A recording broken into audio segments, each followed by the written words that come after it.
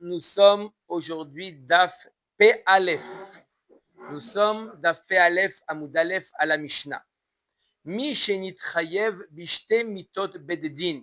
Celui donc qui a fait deux averot pour lesquels il est chayav, deux types de mitot bededin, deux mitot différentes.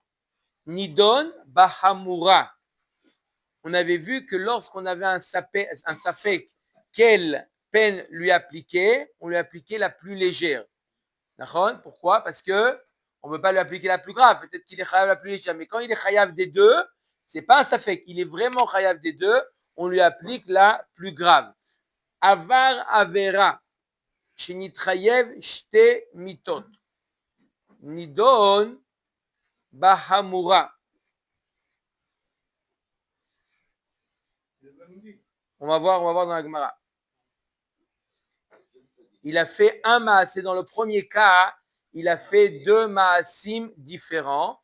D'accord? Il a fait deux maasim différents et on lui applique la peine du maasé le plus grave.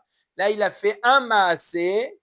Il a fait un maasé pour lesquels il est chayav deux onashim. Par exemple, il est allé avec sa belle-mère qui est Eshetish. Alors, Eshetish, c'est quoi? Chenek. La belle-mère, c'est Srefa. On lui fait quoi? On lui fait Srefa.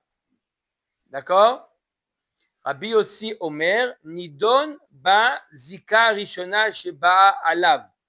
Il nous dit Rabbi aussi, on lui fait la peine, le premier issour qui rencontre. On verra dans la Gemara, le premier issour. D'accord? Est-ce qu'elle était Eshetish avant sa belle-mère ou elle était sa belle-mère avant Eshetish?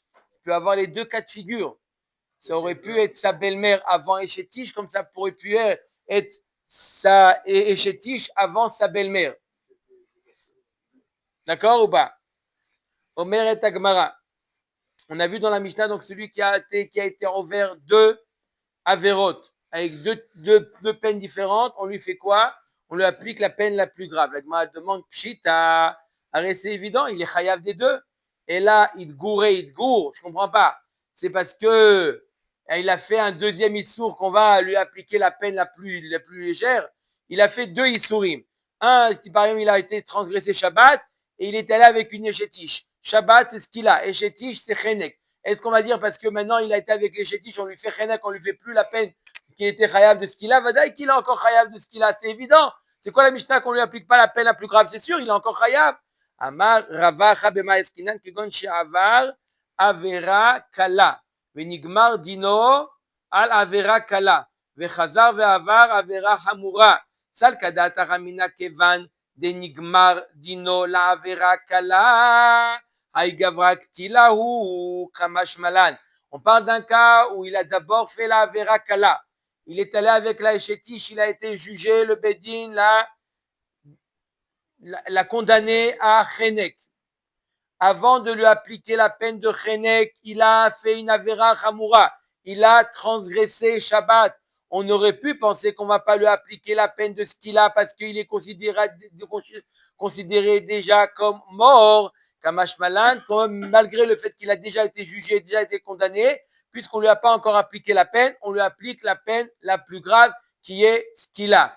Oui, Michel. On a dit que quelqu'un qui, par exemple, Khayat Mita, ce qu'il a, il est considéré comme mort, et donc là, on ne peut plus le juger sur quoi que ce soit. Il a un statut de mort. Non, on peut rejuger